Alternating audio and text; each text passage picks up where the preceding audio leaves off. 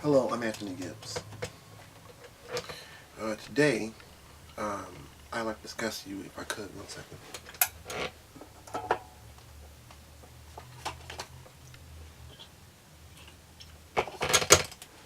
Mouth's a little dry.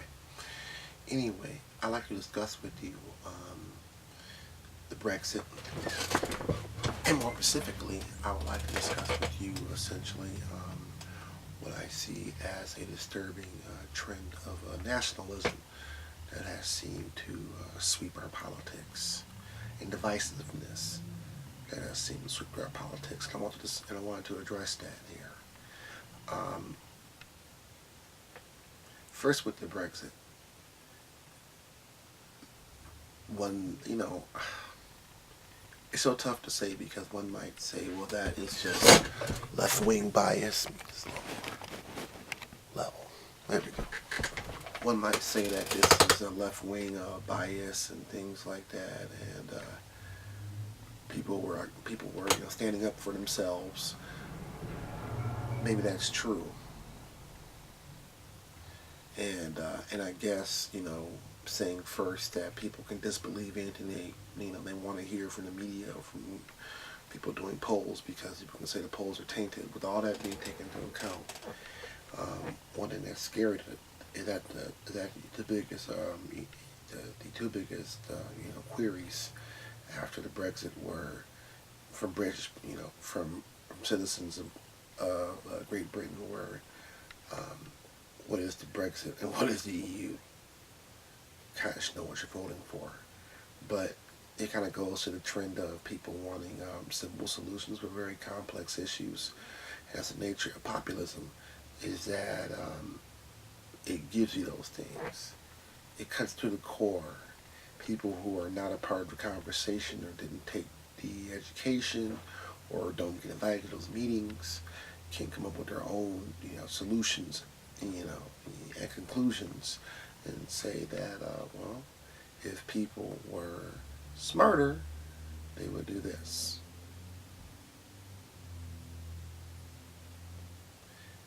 I tend to disagree. Things are complex by their very nature. It takes many steps to get anywhere. If you look at a baby, it doesn't walk right away. It has to grow into it. It has to start from laying on the floor and rolling over, has to learn how to crawl or how to scoot, grabbing and standing up on it. Then it walks, and then it runs. And with that being the case, for the most basic thing, why would it be surprising that other circumstances in our life are just as complex, especially our politics and our discussion?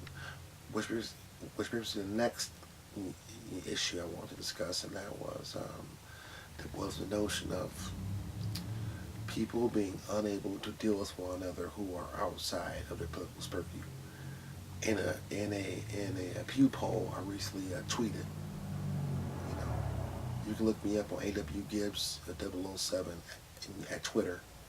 You want to see what I've been tweeting recently. But anyway,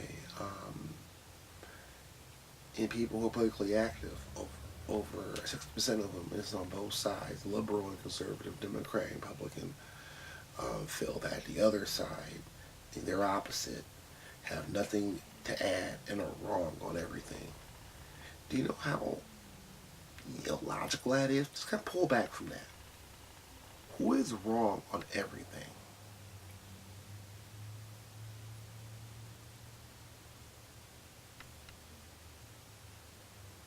Who has nothing to add?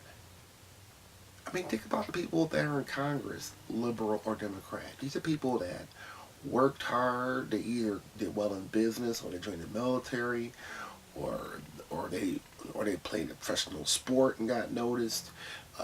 They got straight A's and went through all the steps.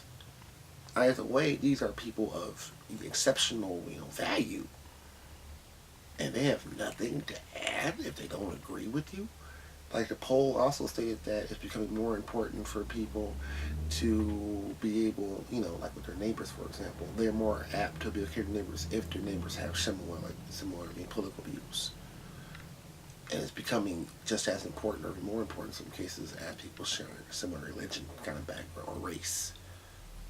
So it's that people cannot exist with one another who don't agree with them. And I think this kind of cuts down to the very core of America and what is not about what it's being made to be. And I want to close by saying that this rancor is what's going to destroy our country, and it's going to destroy our world. That people will hop on the outrage train and not think anything out, or not really looking to what they're talking about before they take a position. It's like in sports media these days, the notion of the hot take, like, like you don't, you're not going to wait a day.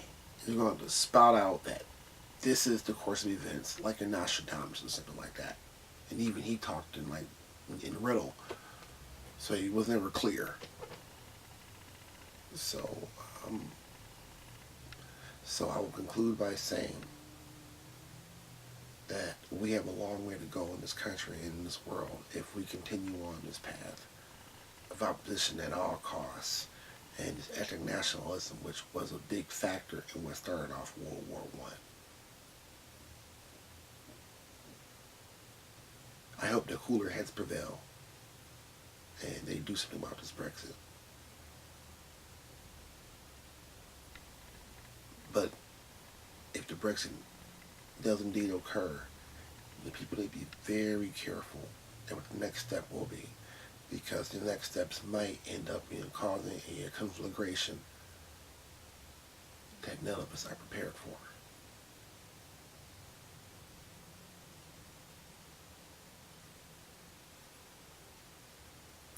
Anyway, this is Anthony Gibbs, and I'd like to say goodbye, and I wish you all well.